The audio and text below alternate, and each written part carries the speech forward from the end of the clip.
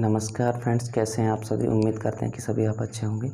आज की सीरीज़ में हम स्टार्ट करने वाले हैं स्तर वैद्युतिकी का अध्याय फर्स्ट, जिसका नाम है वैद्युत आवेश तथा क्षेत्र। वैद्युत आवेश तथा क्षेत्र में सबसे पहले हम समझते हैं कि स्तर वैद्युतिकी क्या होती है। स्तर वैद्युतिकी के ये विज्ञान की वह शाखा होती है जिसके अंतर्गत हम स्तर आवेशों का अध्ययन करते हैं। स्तर वैद्युतिकी कहलाती है। इलेक्ट्रोस्टैटिक, इसे इंग्लिश में हम क्या कहते हैं, इलेक्ट्रोस्टैटिक कहते हैं। इलेक्ट्रो को अगर हम इसके लिए अलग अलग करें, इलेक्ट्रो प्लस स्टैटिक। इलेक्ट्रो का मतलब होता है आवेश, स्टैटिक का मतलब होता है स्थिर, यानी कि हम इसमें स्थिर आवेश के बारे में स्टडी करेंगे और विद्युत आवेश के बारे में जानेंगे तथा उसके क्षेत्रों के बारे में जानकारी हासिल करेंगे। तो चलिए जानते हैं सबसे पहले कि आवेश क्या होता है। ठीक है, तो विद्युत आवेश पदार्थ का वह मौलिक गुण होता है जिसकी उपस्थिति में वह पदार्थ किसी अन्य वस्तु पर बल अनुभव कराता है। यानी कि बात को आप समझ पा रहे हैं। अगर नहीं समझते तो चलिए हम एग्जाम्पल के द्वारा देखते हैं कि यदि किसी आवेशित छड़ को कागज़ के टुकड़ों के पास लाया जाता है तो कागज़ के टुकड़े उस छड़ पर चिपक जाते हैं, जबकि बिना आवेशित छड़ के नहीं चिपकते हैं। इसको आप बिल्कुल सरल सादा शब्दों में ऐसे समझ सकते हैं, जैसे अगर आपने अपने बालों पर कंघी के लिए बहुत तेज़ी से रगड़ा और फिर उसके बाद कागज़ के छोटे छोटे टुकड़े आपने अपने हाथ पर रख लिए, और फिर क्या होता है कि जब आप कंघी को कागज़ के टुकड़ों के पास लेके आते हो तो कागज़ के जो टुकड़े हैं वो कंघी पर चिपक जाते हैं। इसका मतलब ये है कि आपकी जो कंघी है वो आवेशित हो गई है। तो हम यही कहना चाह रहे हैं इसमें कि विद्युत आवेश पदार्थ का वह मौलिक गुण है जिसकी उपस्थिति में वह पदार्थ किसी अन्य वस्तु पर बल अनुभव करा रहा है। तो बल अनुभव कौन कर रहा है, तो कागज़ के जो टुकड़े हैं ना वो बल का अनुभव कर रहे होते हैं, इसीलिए वो उस पर चिपक जाते हैं, जबकि बिना आवेशित छड़ के वो नहीं चिपकते हैं।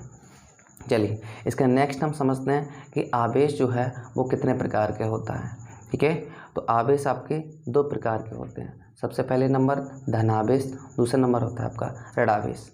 धनावेश क्या होता है, पॉजिटिव चार्ज, यानी कि किसी पदार्थ पर इलेक्ट्रॉनों की कमी के कारण उत्पन्न आवेश को धनावेश कहते हैं।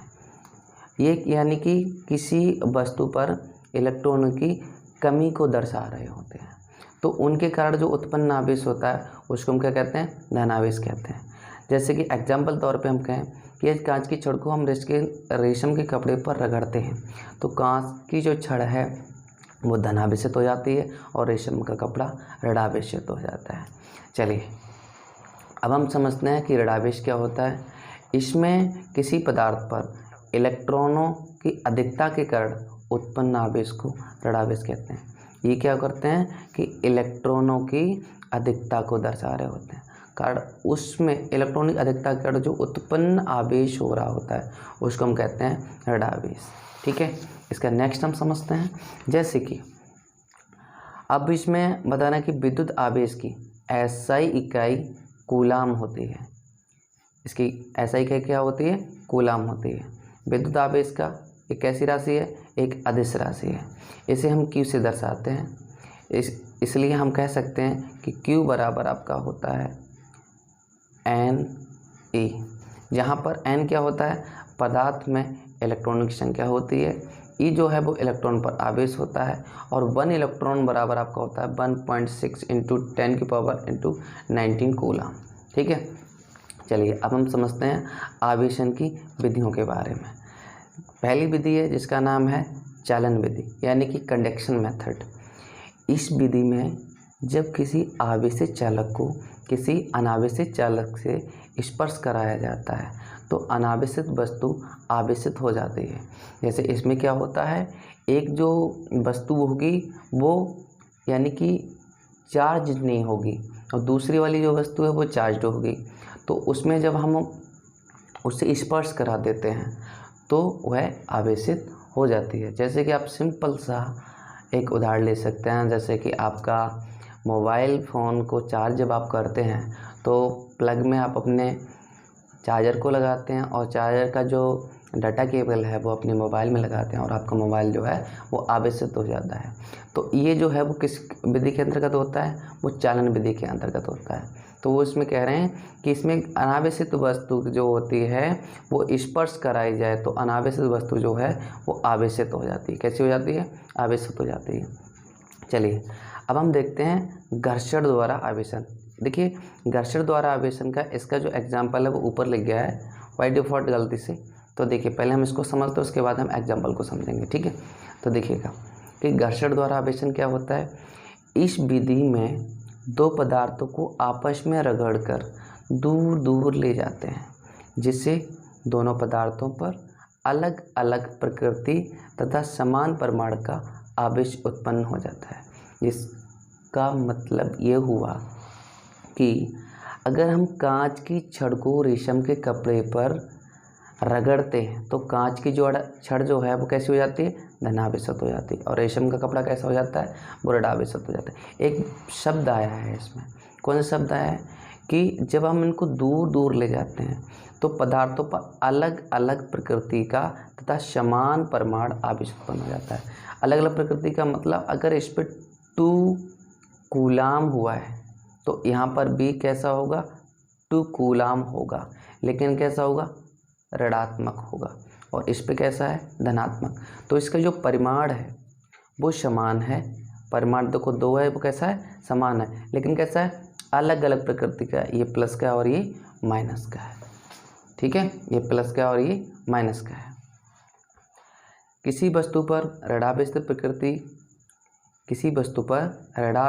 प्रकृति का है या किसी वस्तु पर धनावेशित प्रकृति का आवेश उत्पन्न होता है, ये सब पदार्थ की प्रकृति पर निर्भर करता है कि कौन सी वस्तु धनावेशित होगी और कौन सी वस्तु ऋणावेशित होगी।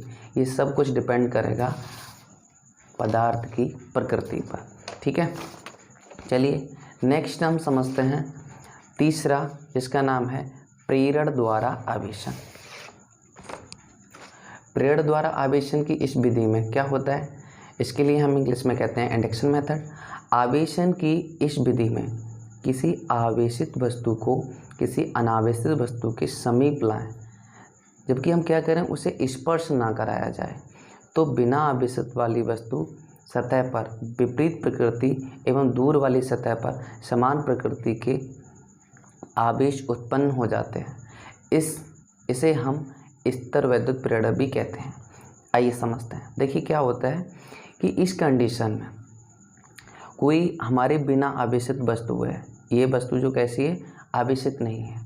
अब हम क्या करते हैं, कोई आवेशित छड़ के लिए इसके पास में लेके आएंगे। ये जो है वो अभी आवेशित छड़ है, अभी हमारे ये जो कंडीशन क्या दूर दूर है, और जब हम इस आवेशित छड़ के लिए इसके पास में लेके आएंगे, यानी कि इसके समीप जब लाएंगे हम, समीप लाने पर क्या कंडीशन बनेगी कि इसकी जो पास वाला एरिया होगा इसके विपरीत, यानी कि प्लस ये है तो इसके माइनस, यानी कि इसके विपरीत चिन्ह यहाँ पर इसके, यानी कि पास वाली सतह पर इसके विपरीत चिन्ह एवं इसकी दूर वाली सतह पर इसकी समान प्रकृति का आवेश उत्पन्न हो जाता है। इसी विधि के लिए हम क्या कहते हैं, प्रेरण द्वारा आवेशन। क्या कहते हैं, प्रेरण द्वारा आवेशन। क्या आप समझ पा रहे हैं? ठीक है। अब देखो हम एक कंडीशन को और समझते हैं। अगर आती समान प्रकृति के आवेश, समान प्रकृति के आवेशों में जो होगा वो क्या होगा, हमेशा प्रतिकर्षण होगा। जैसे कि आपका एक है प्लस Q आवेश यहाँ पर। अब इसमें जो निकलने वाली विद्युत बल रेखा है वो बाहर की ओर होती है। किधर होती हैं? बाहर की ओर। इसको हम नेक्स्ट चैप्टर में जानेंगे, लेकिन इसमें आप समझ लेते हैं। अब मान लीजिए कि अगर इनकी प्रकृति जो है वो कैसी है, समान है। प्रकृति कैसी है, समान है। तो उस कंडीशन में अगर प्लस Q आवेश आपका यहाँ पर भी है, तो हम अब इनके लिए जब समीप लेके आएंगे तो क्या होगा, एक दूसरे में इनमें डिस्ट्रैक्शन होगा। ये पास में नहीं आ पाएंगे, ये क्या करेंगे, एक दूसरे को डिस्ट्रैक्ट करेंगे, यानी कि दूर दूर जाएंगे। अगर हम बात करते हैं विपरीत प्रकृति के आवेशों में, तो विपरीत प्रकृति के आवेशों में हमेशा क्या होगा, आकर्षण होगा। मान लीजिए कि एक है आपका प्लस का और एक है आपका माइनस का। तो इनमें हमेशा क्या होगा, आकर्षण होगा। कैसे क्या होगा, आकर्षण होगा हमेशा, यानी कि एक दूसरे को ये आकर्षित करेंगे। चलिए अब हम समझते हैं विद्युत आवेश के मूलभूत गुण। ठीक है, basic properties of the electric charge. पहली प्रॉपर्टी को हम समझते हैं जिसका नाम है आवेश का संरक्षण, कंजर्वेशन ऑफ द चार्ज। इस नियम के अनुसार किसी विलगत निकाय में कुल आवेश नियत रहता है, यानी कि कहने का मतलब ये है कि प्रकृति में पाया जाने वाला कुल आवेश हमेशा संरक्षित रहता है। अर्थात आवेश को ना तो उत्पन्न किया जा सकता है और ना ही नष्ट किया जा सकता है, केवल एक वस्तु से दूसरी वस्तु में स्थानांतरित किया जा सकता है। क्या बात को आपको समझ में आई? कहने का आशय इनका पूरा ये है कि आवेश इस प्रकृति में हमेशा विद्यमान रहता है, इसको आप नष्ट नहीं कर सकते, केवल एक वस्तु से दूसरी वस्तु में स्थानांतरित कर सकते हैं। चलिए नेक्स्ट हम समझते हैं आवेशों की योज्यता। क्या समझते हैं? आवेशों की योज्यता। आवेशों की योज्यता में हम क्या समझेंगे कि आवेश द्रव्यमान की भांति कैसी है, एक अदिश राशि है। द्रव्यमान कैसा है आपका? अदिश राशि है। तो आवेश भी कैसी है? अदिश राशि है। अदिश राशियाँ क्या होती हैं? चलिए क्लियर करते हैं। अदिश राशि का मतलब होता है अमान्य नहीं, दिस मीन्स दिशा। जिन राशियों में हमें दिशा की आवश्यकता नहीं होती लेकिन हमें परिमाण की आवश्यकता होती है, उन राशियों को हम क्या कहते हैं? अदिश राशियाँ कहते हैं। दूसरी बात आती है सदिश की। सदिश राशियाँ कौन सी होती हैं? सदिश राशियाँ हम उन्हें कहते हैं सामान्य, साथ ही साथ दिशा की भी आवश्यकता पड़ती है, उनको हम कहते हैं सदिश। यानी कि परिमाण के साथ साथ जिसमें हमें दिशा की भी आवश्यकता होती है, उसको हम कहते हैं सदिश राशियाँ। चलिए इसके लिए हम नेक्स्ट जो आपका चैप्टर होगा उसमें बहुत विस्तृत रूप से एक्सप्लेन करेंगे। तब तक के लिए सीखते हैं इसके लिए आवेशों की योज्यता। आवेशों की योज्यता क्या कहते हैं कि आवेश का जो है वो कैसी अदिश राशि, विभिन्न प्रकार के आवेशों को एक साथ जोड़ने के लिए बीजगणितीय योग किया जाता है। अब आपको एक शब्द यहाँ पर मिला है, कौन सा? बीजगणितीय योग। इसका मतलब क्या होता है? बीजगणितीय योग का मतलब होता है कि हम जिन आवेशों को जोड़ते हैं तो उनको चिन्हों के साथ लिखते हैं। किसके साथ लिखते हैं? चिन्हों के साथ जोड़ा जाता है। जैसे कि एक एग्जाम्पल को समझते हैं। माना किसी निकाय में आवेश क्रमशः माइनस का 3 माइक्रोकूलम, प्लस का 3 माइक्रोकूलम, प्लस का 4 माइक्रोकूलम तथा माइनस का 1 माइक्रोकूलम उपस्थित है। तो निकाय की कुल आवेश बताओ कितना होगा कुल आवेश? तो देखिए हमने क्या कहा था कि इनको हम चिन्ह के साथ जोड़ते हैं। तो देखिए जोड़िएगा, माइनस का 3 माइक्रोकूलम प्लस आपका है कितना? 4 माइक्रोकूलम प्लस माइनस का 1 माइक्रोकूलम। तो देखिएगा आपका ये हो जाएगा कितना? माइनस का 3 माइक्रोकूलम प्लस का 4 माइक्रोकूलम और माइनस का 1 माइक्रोकूलम। तो माइनस का 3 और माइनस का 1 कितना हो गया? माइनस का 4 माइक्रोकूलम और ये हो गया प्लस का 4 माइक्रोकूलम। इस प्रकार से आपका जो रिजल्ट आया वो कितना आया? 0। तो यहाँ पर कितना आवेश, कुल आवेश इसमें कितना था? 0 कूलम था। चलिए अब हम समझते हैं आवेशों का क्वांटीकरण। आवेशों का क्वांटीकरण क्या होता है? प्रकृति में आवेश सदैव एक निश्चित न्यूनतम मान के पूर्ण गुणज के रूप में होता है, इसे आवेश का क्वांटीकरण कहते हैं। मतलब बात समझ में नहीं आई? इसका कहने का मतलब ये कि इसे हम अनिश्चित रूप से विभाजित नहीं कर सकते। जैसे कि आप कह दो कि आपका जो आवेश है वो 1.5 है, 2.6 है, 3.1 है, इस रूप में वो नहीं होगा। वो जो होगा वो पूर्ण गुणज के रूप में होगा। इसको हम इस सूत्र के माध्यम से समझ सकते हैं। जैसे Q बराबर NE, N जो यहाँ पर है वो क्या है? 0 1 2 3। ये क्या होते हैं? 0 1 2 3 ये आपके पूर्ण नंबर हैं। कैसे हैं? पूर्ण संख्याएं हैं।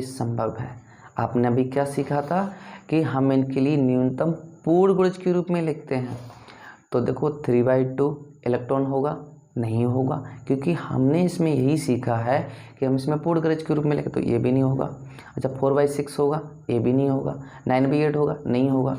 यानी कि ये कौन सा 4 इलेक्ट्रॉन होगा, हाँ ये बिल्कुल होगा, क्योंकि हमारा ये पूर्ण गुणज के रूप में है। 4 इलेक्ट्रॉन आपका पूर्ण गुणज के रूप में है। तो अर्थात हमें इसमें सारी चीज़ें समझ में आ गई।